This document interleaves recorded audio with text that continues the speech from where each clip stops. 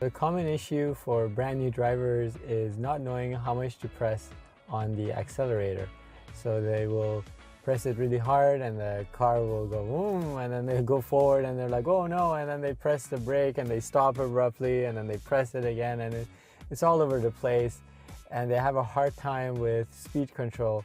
And so you tell them to, if they need to be going a little bit slower, you tell them, you're going a tad bit quick, and they quickly take their foot off the gas and they put it on the brake, and then they start braking and they lose all that speed and then some, and then you tell them you're going too slow, and it's just a back and forth. So I want to show you an exercise you can do with the car just idling in a parking lot, so you know more or less, get a feel for how much you should press on that accelerator pedal. So right now we're sitting in a parking lot idling, and you can see based on the tachometer, and the tachometer thing is this needle here that I'm moving around, the car usually idles around 800 RPM or about 750 RPM. So right now it's sitting on that, just under the 4th notch there.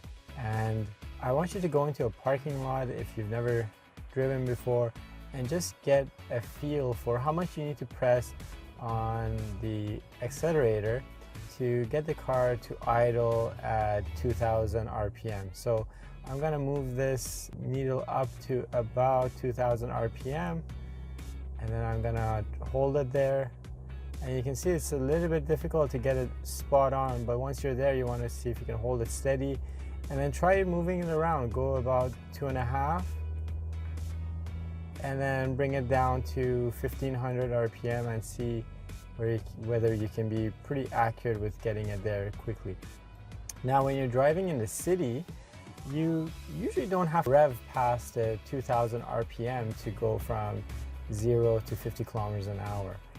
And when you're driving and as your car is shifting through the gears, you'll often find that the engine is revving somewhere between the 1000 RPM to the 2000 RPM.